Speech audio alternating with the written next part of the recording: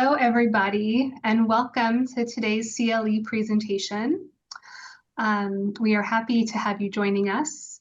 Today's presentation is called Mediating a Divorce After a Natural Disaster. I'm April Zanis, co-chair of the Beverly Hills Bar Association's Family Law Section, and I'm delighted to introduce today's speakers, the Honorable Dianna Gould-Saltman and Craig Lipsey, who is just as honorable. We would like to thank our section sponsor, White, Zuckerman, Warsaski, Luna, and Hunt, for their continued support in helping us bring essential programming to all of our members. In the next few months, we hope you will join us for CLEs on business valuations, prenuptial agreements, parenting plan coordinators, as well as for State of Department 2, which is scheduled for November 5th, 2025. The Honorable Dianna Gould-Saltman is a highly respected family law attorney, former Los Angeles Superior Court judge, and current mediator, arbitrator, and judge pro tem with Signature Resolution. With 4 decades of experience, including 14 years on the bench handling complex family law matters, she brings a deep expertise and insight to her work. A recognized leader in the field, Judge Gould-Saltman is a judicial fellow of both the American and International Academies of Family Law and the recipient of numerous prestigious awards for her service and contributions to family law. Craig Lipsey is president and chief appraiser of Lipsey Appraisal Service, where he has specialized in residential real estate appraisal for over 40 years. He frequently serves as an expert witness in dissolution and litigation matters, and has authored appraisal reports accepted by the IRS. Mr. Lipsey is a certified residential real estate appraiser in California and a trusted valuation professional for banks, attorneys, and fiduciaries alike. If you have any questions during today's program, go ahead and place them in the Q&A section down below, and our panelists will do their best to answer them along the way or at the end of the program. And with that, let's get started. Judge Gould-Saltman? Thank you so much, April. If I can have the next slide, please. So, welcome. How do we get here talking about this? Well, here's a clue right here. I wrote an article a few months ago that appeared in the Daily Journal regarding the divorce process when the LA fires broke out in the Palisades and Eaton Canyon, as well as other places around Southern California. We all knew people who were impacted, who lost their homes or were unable to return to homes that were partially damaged. At the time, I had several pending cases that I was mediating that were impacted by the fires. That brought me to the point where I wondered how we approach the issue of valuing property that is still there to value, or even that which is not still there to value. Next slide, please. And I think we have to start by taking a look at what we do in the usual course of business before or when there's not a catastrophe. And Evidence Code Section 813 informs us that the value of property, not exclusive to real property, but this is what we're talking about today, can be shown only by the opinion of somebody who is qualified to express an opinion, such as Mr. Lipsey, or the owner or spouse of the owner, if the spouse is not also an owner, of the property or property interest being valued. Next slide, please. If it is an expert, we go to Section 800 of the Evidence Code. Next slide, please. If the witness is testifying as an expert, then his or her testimony in the form of an opinion is limited to opinions that are, next slide, sufficiently beyond common experience that the opinion of an expert would assist the trier of facts. So the question is whether it would be of assistance, not whether it is essential, but the criteria is that it has to be beyond common experience. And next slide, please. And it has to be of a type that is reasonably relied on by experts in this field in forming an opinion, even if the underlying facts are not something that would be admissible. Next slide, please. So, Craig, how do we usually value property? How we normally value property, residential property, is through a market approach, which involves comparing a subject property to comparable sales in the neighborhood, based on, as you know, of course, location is the number one criteria. But particularly with a lot of the properties that I appraised, they're unique properties. And again, this is where experience, I think, comes into play, and knowing the areas that you're appraising. But when you're appraising a unique property, you've got to maybe go outside your normal boundaries for other characteristics that are similar, things that are value drivers of properties. Of course, location, you've got the site, you've got a view, amenities. Under normal circumstances, these are not equivalent, but we're looking for properties with characteristics that are most similar. And my main goal is to bracket a particular subject property based on, again, on the market data, on actual sales. I'm looking at what's on the market, what may be in contract. You want to stay as current as possible, but that's not always possible. I'm doing an appraisal right now. It's a unique property on a golf course, and the last sales of that are on the golf course are a year and a half, 2 years old, which is not ideal, but they're characteristically the most similar. So I think they're very relevant. What we're going to be discussing today becomes a little bit more involved and now we're going outside the norms of how we would normally value property, because there's a lot of other considerations that we now got to look at. All right, can we have the next slide, please? So when we're talking about a disaster, what are some of the unique aspects of valuation? I mean, it may be similar to when you are valuing property that is a unique property apart from a disaster, wouldn't it be? Yes. Now, I mean, we're talking about the disasters that are affecting Los Angeles area have been the fires. The most recent fires were the most extensive in my lifetime, certainly, but there's been a lot of fires in Southern California. And so from the one standpoint is there's always an immediate effect. This one is greater on a much larger scale than any of the previous fires. And we're going back to the Bel Air fire in the 60s and Mandeville Canyon burning down, and several fires in Malibu. And they've never been on this scale. So in valuing properties, you were you were affected by the disaster, but there were still a majority of properties that were standing. Now you go to the Palisades, and in some neighborhoods, you've got virtually no properties that are standing.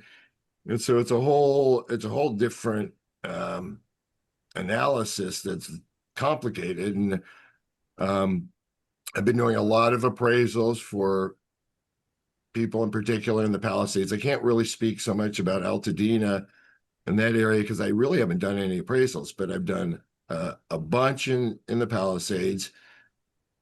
A majority of them are casualty losses. People want to know what their property is worth before the fire and after the fire. To date, all the properties that I've appraised are vacant lots, so it's a little bit easier. Now we're talking about a house that survived, and now you got a couple things. You got to what neighborhood is that in? So Palisades in particular and Malibu, they have very defined neighborhoods. In the Palisades, there's 15 different neighborhoods. So it's not necessarily like for like, but for example, I'm appraising 3 homes in the Riviera section of the Palisades. The Riviera suffered very little damage, not none, but 20 homes or less out of that entire neighborhood. versus the alphabet streets where there's 5% standing or something. What I've been trying to do in doing appraisals, I've only appraised one house that's survived, and it was in the Riviera. So I thought the effect was, and based on the market data as well, because there were some sales in the Riviera of improved properties that survived. There have been no sales of homes that survived in the alphabet streets that I'm aware of. There was just one sale recently in an area near Palisades High School that sold. And one of the things I'm looking at is to see the properties that have actually sold, were they listed pre-fire? And if so, and were they taken off because of the fire and then relisted, and at what price point? Because intuitively, you would think there's a significant loss in value. Initially, in the first month or two of land sales, the decline was anywhere from about 15% to 30%. And when you say initially, what do you mean? And the initial, like when the first set of sales, now there were no properties that sold until March in the Palisades. There were no sales in January, February at all. So in March, when the first land sales came through, based on the pre-fire land value of those properties, looked like the decline, the diminution of value, if you will, was about 15 to 30%. Part of that would be depending on location and what's around you. But there were properties that sold. As we were moving forward, now we're about 4 or 5 months worth of data. There's a lot more inventory. There's a lot more choices.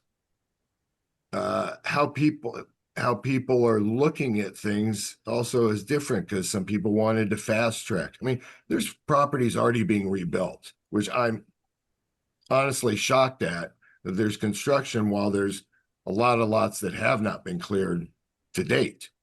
So they did fast track that. So there's different people. Each owner is different in what they want to do. I can just say, from the standpoint of properties that have sold in the survived in a fire damage, it looks like the discount is every bit as much as the vacant lots. So one of the things that you said initially is that when you're valuing properties apart from a disaster situation, location is a key aspect of the value. And one of the things when I think of the word location is, what is its proximity to things people need? Schools, shopping, does it have a view, that sort of thing. How does the effect on the neighborhood overall affect the value of the property? So for example, if the school's not there and isn't going to be there for some period of time, is the location still a big factor if you have children of school age? Well, again, going back to like using the Palisades Riviera specifically versus the next most upscale neighborhood in the Palisades is the Huntington Palisades. The Riviera suffered much less damage than the Huntington. Both of those neighborhoods, I mean, everybody who lives in the Palisades, it's a small community, but people who live in the Riviera don't utilize the civic center, the Palisades Village, like the people who live in the alphabet streets or around the high school or the Huntington, because those are all within walking distance. So the Riviera already benefits, besides the fact that it's got the best properties, but it benefits because it's right next to Brentwood and Santa Monica. You could get out of there easily, and you can go into Brentwood and dine. And you're in the Palisades further in, you're more dependent on that community. And so those neighborhoods, I think, again, are more adversely affected than the Riviera or even this Rustic Canyon area south of Sunset, which you can still get in and out of. I mean, now you can go anywhere, but while there was the lockdown on the street, the getting into the community, you could still get out of there. And so again, the neighborhoods that are around, and Palisades is a small community, so the people that are living close to the village, I think, are much more adversely affected.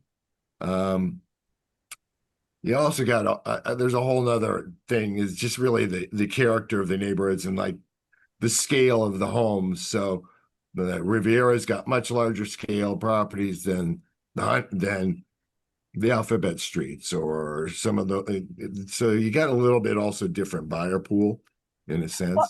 Well, I guess that's the question. We had a particular neighborhood before the fires. There were larger homes in one neighborhood. There were smaller homes in another neighborhood. In many cases, there are no homes at all in those neighborhoods, or a lot of them are gone. Does the old vision of what used to be a neighborhood matter now that we're valuing vacant land? That's an interesting question. I mean, I think it does in a sense, because you're buying vacant land, but you're also kind of projecting down the line what you think the neighborhood, when it comes back, what it will be. And I think like the neighborhoods that were further away, like in the Highlands, that was its own community of it in and of itself. And I think, people are very tied to their neighborhoods. I think most people have a positive envision of what's going to be in the future. Obviously, there's some disillusionment, but the fact that I think people want, you're never going to get like normal. I don't know what that means. It's a new normal. So it's a new neighborhood. I think people will be kind of excited to see what the Palisades looks like in a few years. Can we have the next slide, please?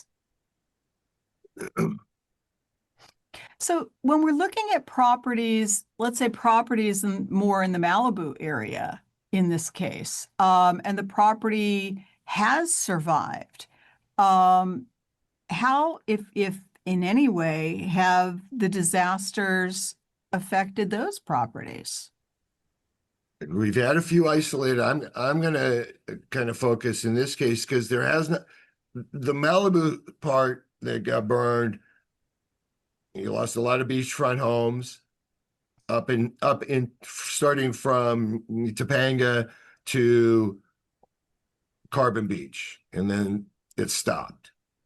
But you also lost a lot of properties up in the hills, the Big Rock area, Carbon Mesa. A lot of those neighborhoods are gone.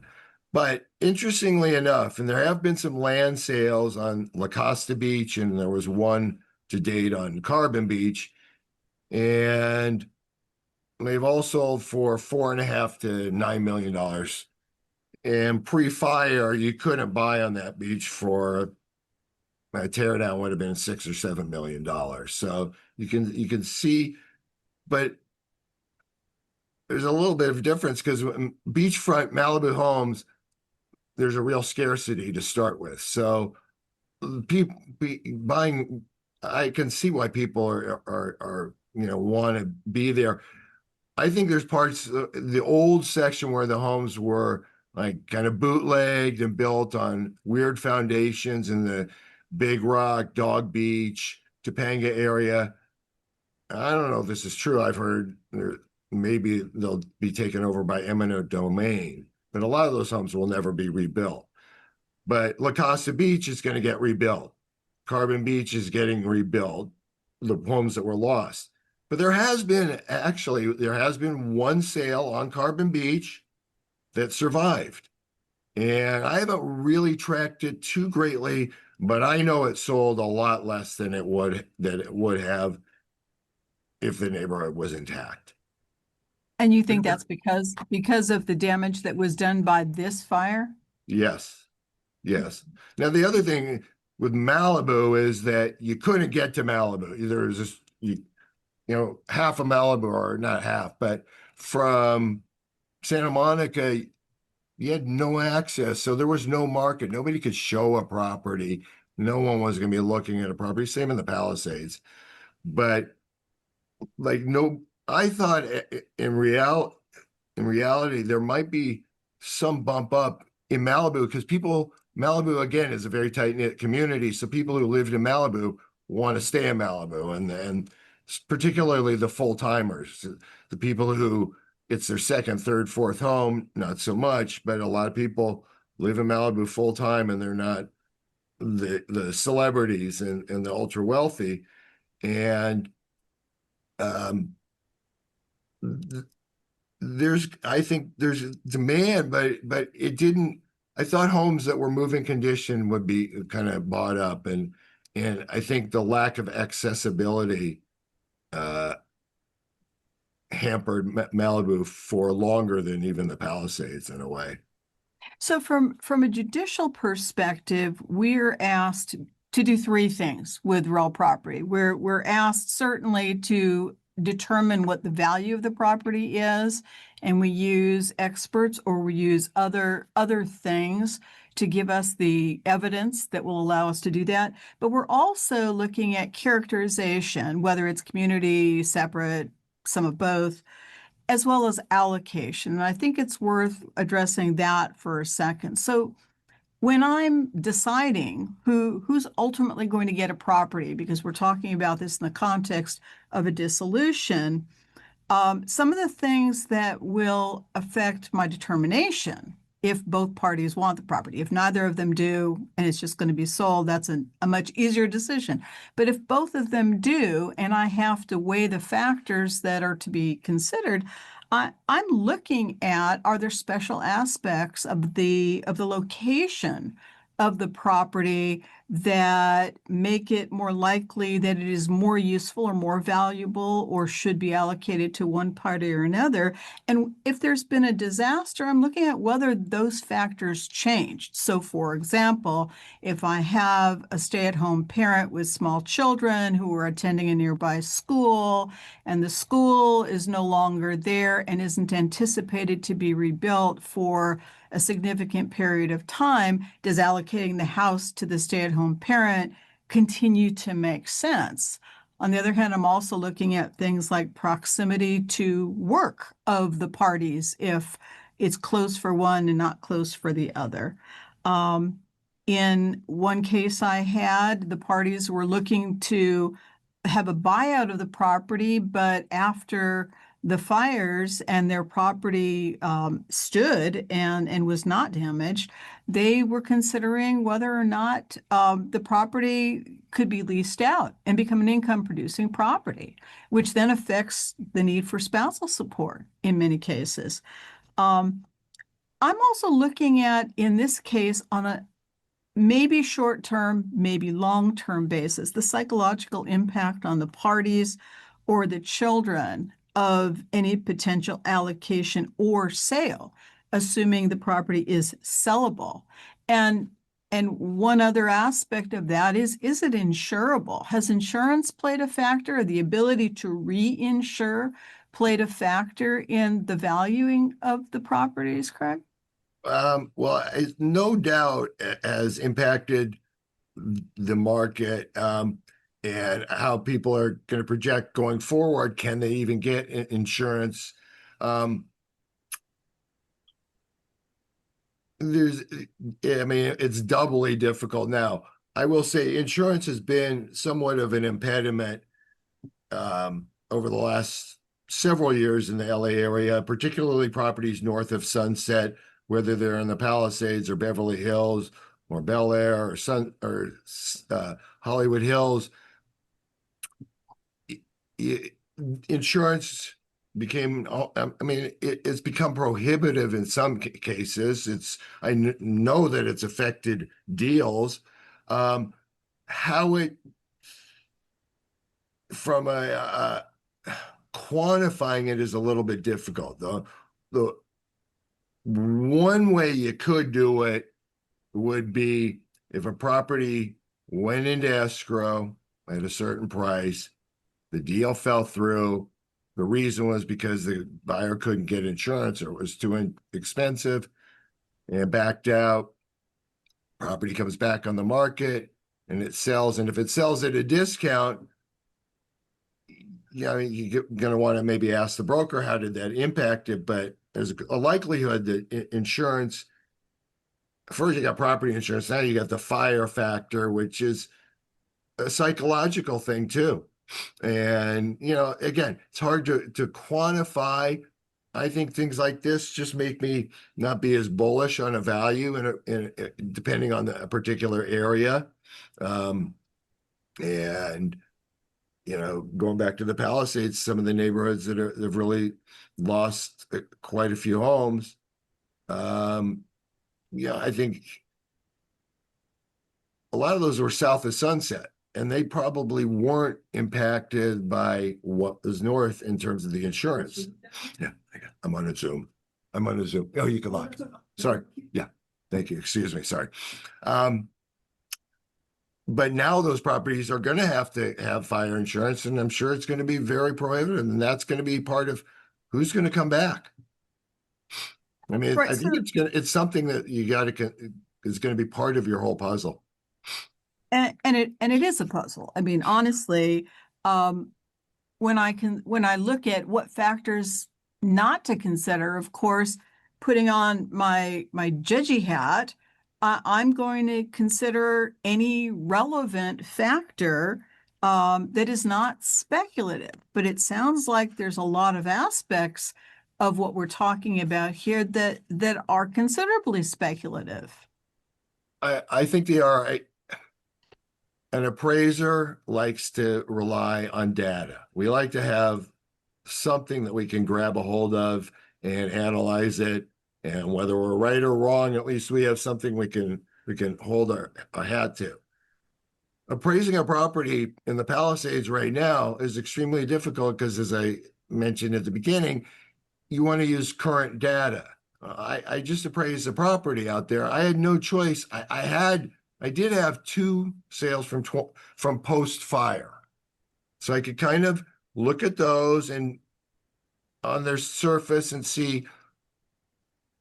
And then this is projecting backward, but was their sales price at this point in time affected? Did it appear it was less, the same as it would have been under the assumption it had sold on January 1st, let's say. So now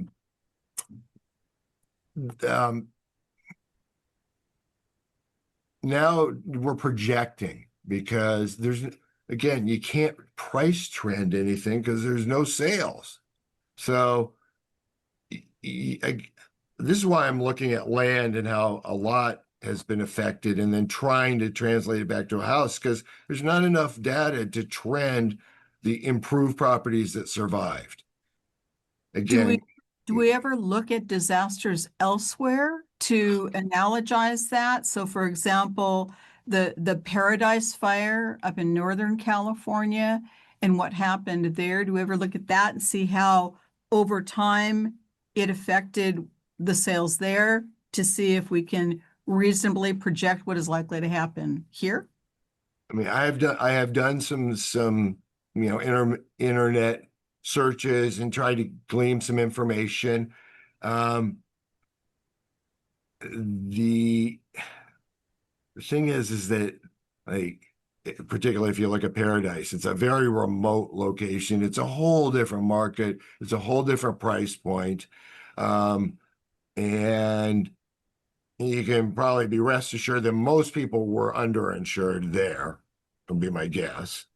And I don't know that market from the standpoint that I could say, okay, these properties are selling for 600,000 now, they're selling for 400,000 or what have you.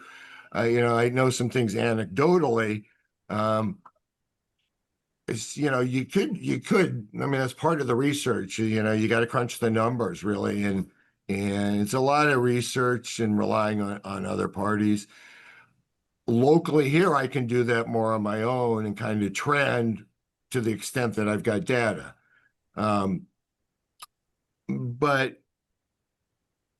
I mean, I want to kind of give you kind of an idea of like how the land values have been affected let's concentrate for a moment on the alphabet streets. I don't know if I doubt everybody knows where the alphabet streets, but it's in the center of the Palisades. It's a very large, well-defined neighborhood. It was really originally like a starter neighborhood for the Palisades.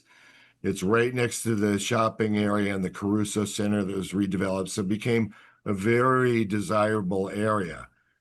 Pre-fire, and there's three different types of lots in there. It's very consistent. There's certain width. Most of the lots are the same depth, and the least expensive pre-fire, you couldn't buy anything for under $2 million, $2.5 million for the smallest lot as a teardown. And now post-fire, have been a handful of sales of the small lots at like 1.7, 1.8, up to 2 million. So that's, 20 to 30% bump, diminution. But there haven't been any houses that have sold in that neighborhood to say, what's the effect on the house? Because, you got, of course, besides the insurance and the coverage and what's it going to cost to repair, some people won't even want to go back into even if it's standing a house, they're going to think from a, health standpoint, they're not even going to go back in there. Quality of life. Would you move into a house where everybody's building around you or going to be building over the next however many years? But people are going back, for sure. But is there any cumulative effect? So you're focused on the west side. For houses on the west side that have gone through multiple disasters, went through the 94 earthquake and withstood it, went through the Woolsey fire and withstood it, and have now gone through this fire and withstood it. Does that make them more valuable or less valuable? Because the probability is, you can only roll the dice so many times. right. I think at the end of the day, the desirability of the location, what Southern California is, our weather, particularly in the case of the Palisades, the proximity to the beach and the beautiful weather. And in Altadena, you got a beautiful area also in the mountains. It's a little bit hotter, but people, it's Southern California. I mean, we're supposedly, we got a housing crisis. We need houses. We need houses. So all of this is getting rebuilt. And so I think that's a positive aspect to it because of the need for housing. It's not, I wouldn't say it's going to be affordable. I'm curious to see where the price points come down the line and what these areas look like. It's super hard to project now. And again, just to kind of go back and doing appraisal specifically and using data from 2024 pre-fire and then projecting what would be those sales prices of those properties today. Or the first thing I want to do is appraise a property, assuming just looking at the data, and then you got to now consider your location, the community services, there's some things that you have to consider that I don't have to consider. But again, like you were saying, with families, people from the Palisades are everywhere now. They're in Orange County. And some of those people probably won't relocate because they'll get immersed into their new community. But at the end of the day, I do foresee an eventual good result. I mean, it's coming from a disaster, but you can only move forward. So can we have the next slide, please? So when we've got properties that have been damaged but not destroyed, they can't be lived in now, but they aren't a complete teardown. What do we do with those? What are the factors that you're considering when you're valuing those? Of course, got to consider what's the extent of the damage. And is it financially feasible, or is the damage to the point where it doesn't make sense. Yeah, I mean, this is one home. We're looking at this slide. Looking on a large scale, if every house had a tree falling in it and damaging it. But I think that's one of the things is and again, like for me, valuing a property, what somebody's getting in terms of the insurance doesn't really affect the property value. That's to them themselves, but the property is on the open market is not going to be influenced by how much insurance you got. Maybe it's going to affect what you might sell it for and price it for. So in essence, yes, it does come into play, but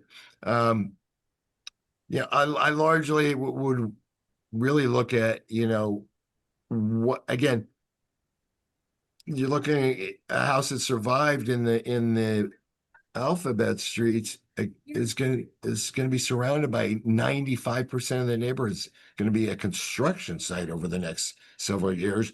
What's the quality of life that you're going to have? Do you really want to stay in that house? How much does that mean to you?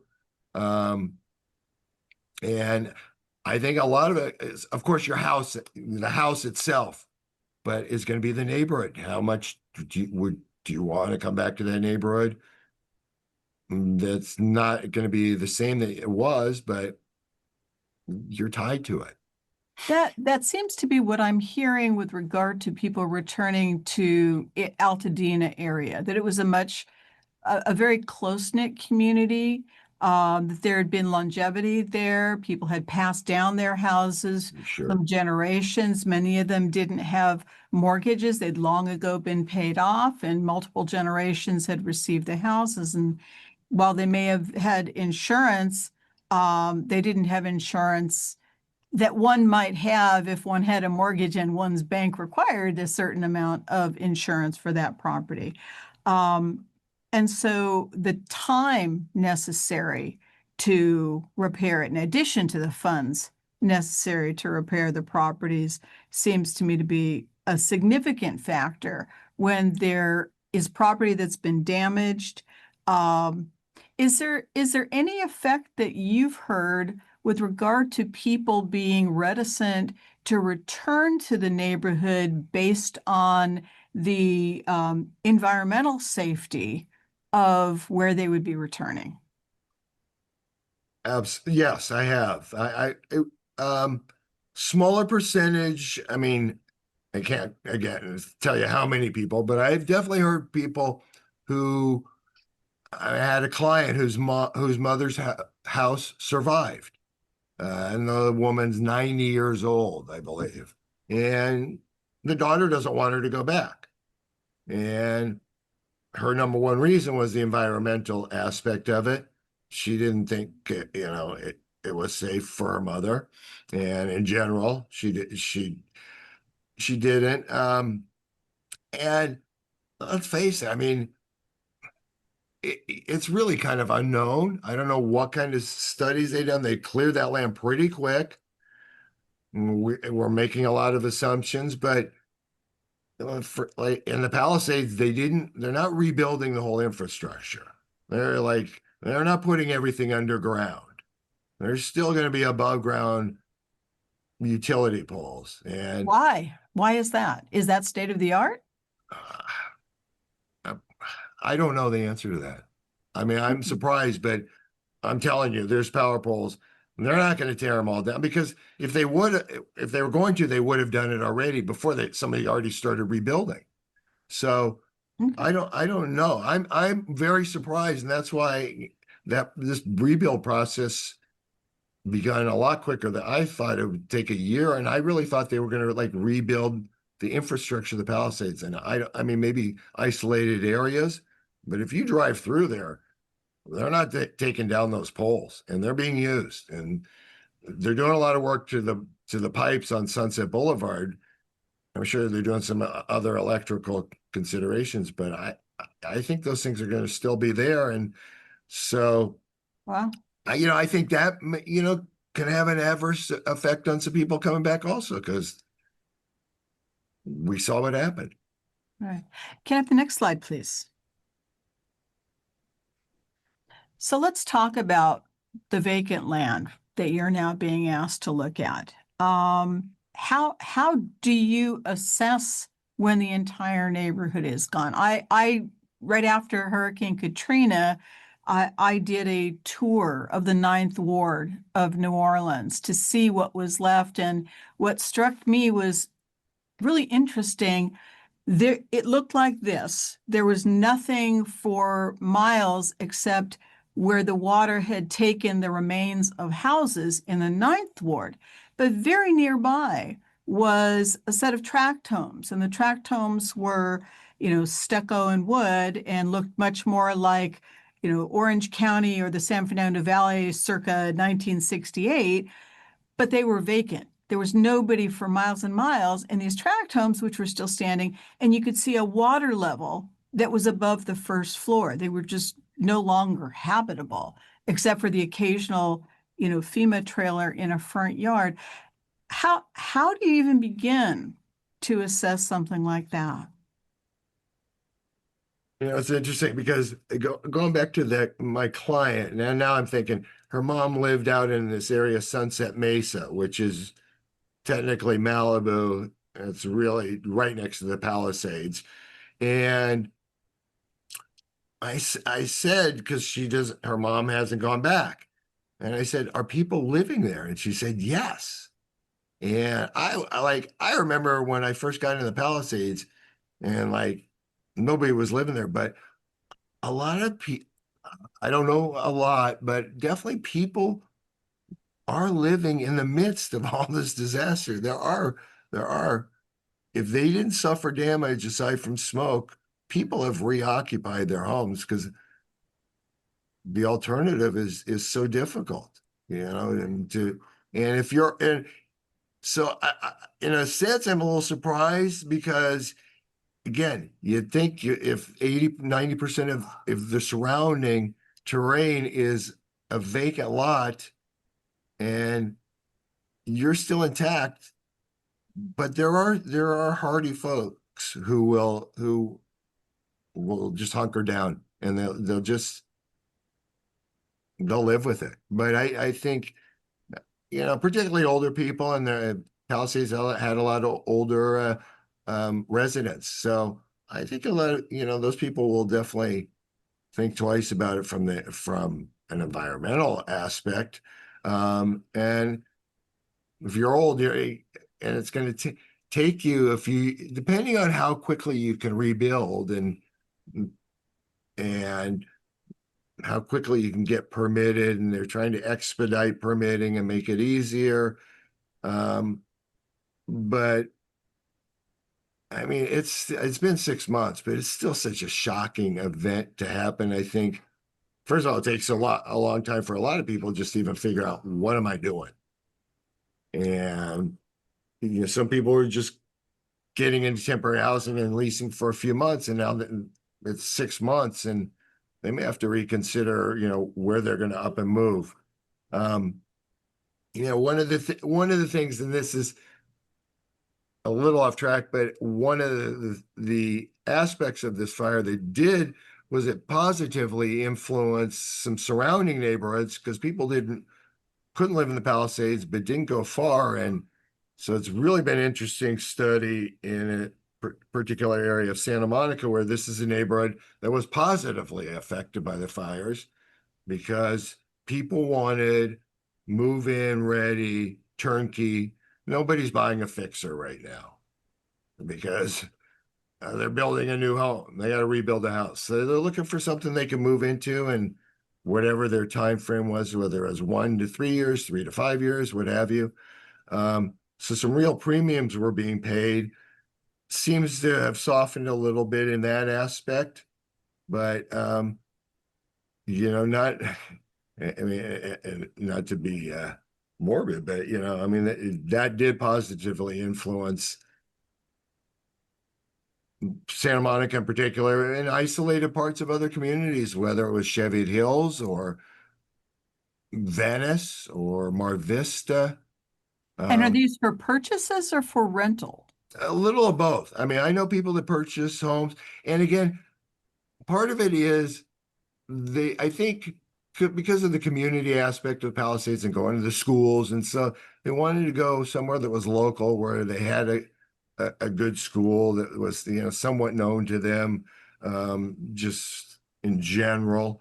I mean, I had a client who lost his house in the Palisades and went and bought a house, a new house in Mar Vista, like a month after it happened.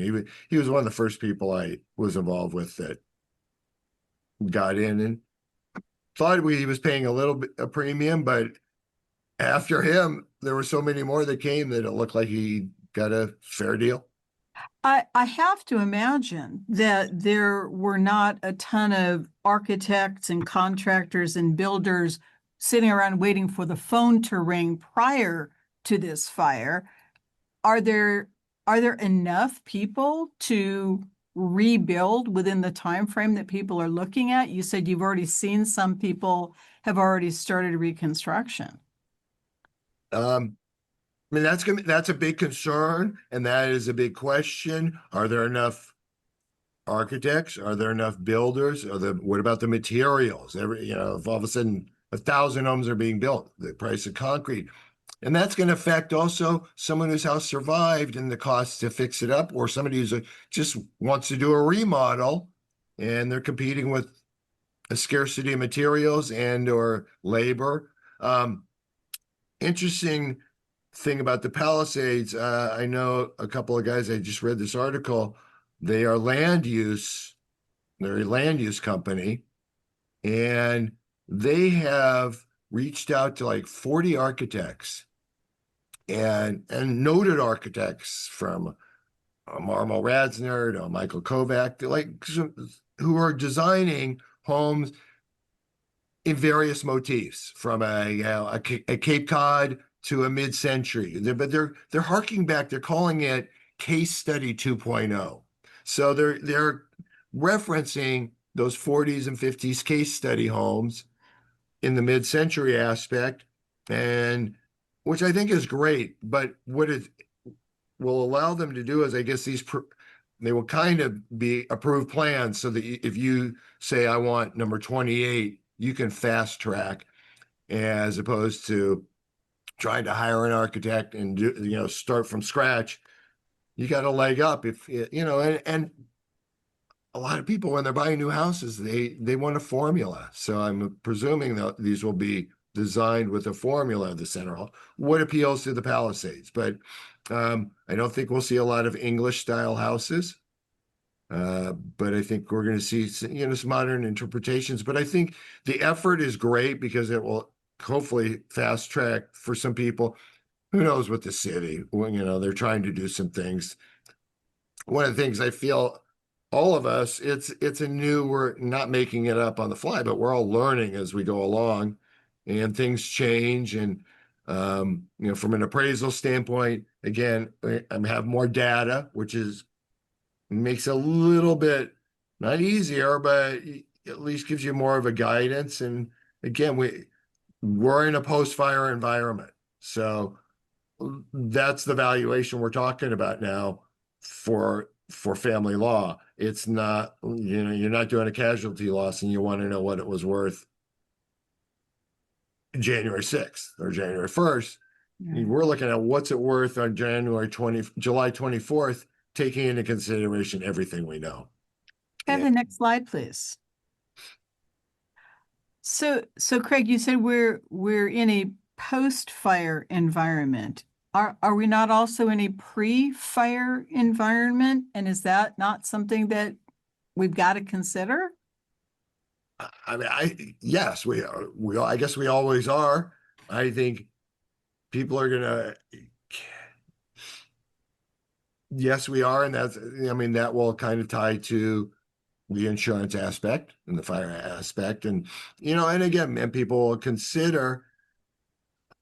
There's definitely people who you're not going back. They're not going in the hills, and I'm sure we all know people who aren't going back. But the areas that will take longer, though, are going to be the further up into the Palisades, the more remote neighborhoods. I think are going to take a lot longer to recover. from a community standpoint. But um, yeah, I mean, but people, it's like living anywhere. I mean, every part of this country's got something they got to consider. I think, we're going to see fires. Hopefully, we're never seeing anything on the scale of what we saw and experienced this year. But you will, because it's so fresh in the mind of people and so fresh in our experience. I do think people will have an avoidance, and that will be a future fire will come into play. A future, they're not thinking of flood, but we got fire, and I'm not even sure, it's not the earthquake, but now fire is a big thing. So, Well, it seems to me that certainly in the Palisades, there were, I knew a number of people who were close to what would have been their retirement. They paid off their mortgage. They were not anticipating having to work another 20 years to have a new mortgage to have to pay off. And I would imagine in Altadena, the same thing. People who had long ago not had to worry about a mortgage, but could live a life without having that factored in. Can they even get a mortgage? Or do they even want to? it's interesting. I got to look and see what kind of financing has gone down in the Palisades on these. I mean, there's only been less than 20 houses that have sold. I think throughout the entire Palisades, subsequent to the fire. I would venture to say a majority of them are all cash deals. I don't know. I'd have to look and see what kind of financing they got. Altadena, the price point isn't as great as it was in the Palisades, but to your point that people that weren't carrying a mortgage, and it was a legacy area, and they had properties that were handed down to them, and if they're not insured and they got to take out a loan to rebuild, they may not do it. Right. Even the ones who are insured. So far, I have not encountered anybody who'd said, I was overinsured. I could buy my old house twice over for the money I'm getting from the insurance company. Mostly either they're going to have to come up with a difference or they're going to have to come up with a whole thing. It's been interesting in finding out, like, I know some people who got like $1 million, like a $3 or $4 million payment, like within weeks of the fire. And then there's other people who are, I'm sure, still struggling. And yeah, such a complicated thing. That, and a lot of this that comes into your personality and how aggressive you are, and you fight for yourself on everything. Nobody's going to give you anything. But I'm fortunate that I didn't have to deal with this insurance aspect, because people are, if you got it, at least you could decide what your next step is. And I'm sure, people who are still in limbo, and I'm sure that's a lot of people. And what I do think, when you're talking about like some of the older residents who are near retirement and they're going to become renters, and they're going to sell their lot, and they're just going to say, they're not going to dump it. I mean, if you lived in that house for 60 years somewhere in the Palisades and you paid 40 grand for it, and you're selling for $1.8 million. I mean, it's not what it was, but you're more compelled than holding out to get that extra 100,000 or 200,000. You need your money now to live. So that's driving some of the sales. I just seen a lot of, I mean, I have a client who's selling his lot. He already, like right after the fire also, he went and bought a house in Santa Monica Canyon. Like he still wanted to stay close, but he knew he wasn't.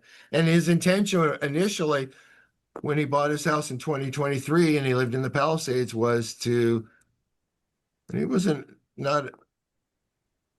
older guy. I mean, he was probably in the 70s, and I'm not far off, but I'm just, I Older mean, than me is old now. I know, but he was planning to like do a major remodel on his house in Palisades until it burned.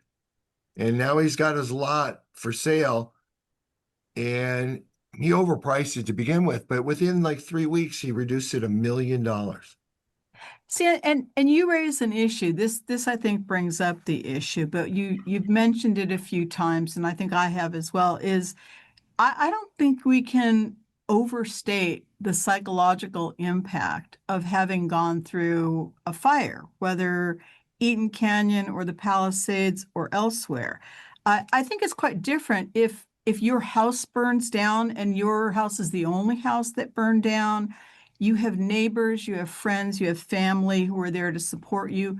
But when everybody's house burned down, you just don't have, and they don't have the emotional capital to share, to help lift you back up because they're struggling in exactly the same way. And you mentioned, and I think it's worth noting again, that people are in the most difficult time to make a major financial decision and a life decision, even if they aren't in the middle of a divorce. Um, but if they're in the middle of a divorce, when this happens, um, and we're still asking them to make important life decisions or compelling them to do so, I think it probably is worth mentioning that if you're a judge or if you're a mediator or if you're a lawyer, that you should give people a little bit of grace, that this is a disaster and people react differently and unpredictably, and you can't tell people when they've grieved long enough for the life that they had. I recognize that. At the same time, I recognize that resolution is what will allow the family to move forward. And as a judge, if I have my judge hat on, I have an ethical obligation to resolve disputes expeditiously. And so I think we're in a situation now with a disaster where we have to balance those two interests. We have to give people enough time and patience and grace to be able to get to where they need to get to move forward. But we also can't let that linger in such a way that we're ignoring our legal obligation to expeditiously resolve disputes so that the parties can move on. So I'm suggesting that it's important to be sensitive to not only your own client, but to opposing counsel, opposing party, what they may be going through, and taking that into consideration when we're negotiating these resolutions. And from Craig's perspective, determining value it's much more mechanical, it's much more mathematical, although I think it is now more art, or as much art as science, Well, because we're in the great unknown. But I think now, putting on my mediator hat, we have a little bit more of an opportunity when I'm mediating cases to be a little more creative about how we do this and what factors we take into consideration in determining a value or determining a disposition of a property. can I add something? I wish you would. I was going to say, appraisal is more of an art than a science to begin with. It really is. And particularly in LA, because there's so many factors. When you do a bank appraisal and you have a form, you got to fill in the boxes and you got to account for every single difference. And say a fireplace is worth X and a garage space is worth Y. And you have to do it for a bank. I do it internally. I don't, but those are opinions. They're based on, trying to pair sales, but there's so many factors in residential valuation. And one of the most important, beyond the location and the size of the house and the number of bedrooms and the view and all that, is there's an emotional component. And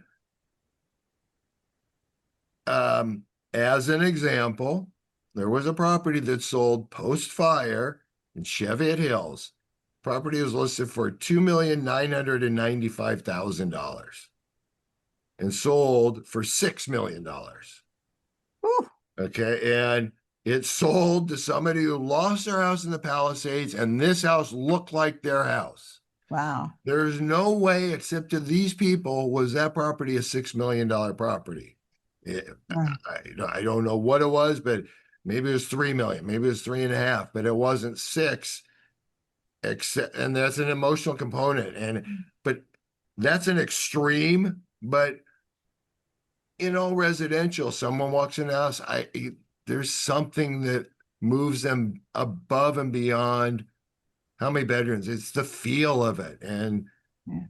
that's different for everybody. And honestly, like, I try and quantify everything, but I also really try and step outside and say, okay, I know it's got X, Y, and Z, but what's the overall appeal? And you try and be as objective as possible and say, okay, it's not what I like, but let's say of 100 people, what would appeal to these people, more the most, because you got to look at the grader as opposed to the property appraised where 10 people out of 100 it might appeal to. So, but that emotional thing is really, it's like when you appraise a unique property, a significant architect, a Neutra, Frank Lloyd Wright. These are like pieces of art. Right. And we all know how art sells by no norms. So there's an emotional aspect. Some people are collectors of real estate. Sure. But even when you get into just like, I don't want to say cookie cutter, but let's say you're in the valley and you're in any given neighborhood, there's still an emotional thing. And maybe it's the neighborhood. You're emotionally attached to that neighborhood, or you really like that school. I mean, there's so many factors, and that's why I like to stick with a location as much as I can, because then those locational factors are all similar if you're gathering your comps from the same neighborhood where the schools are the same, where everybody would probably use the same shopping, where the freeway access is the same, and what have you. So those. Right. Can we have the next slide, please? We just want to say thank you. Thank you for joining us today. Thank you, Craig. It was a wonderful conversation. I hope we get to do it again. Yeah, I really appreciate it. Hopefully I didn't go off track too much. I tend to ramble a little bit with stream of consciousness, but I appreciate the opportunity to be a part of this.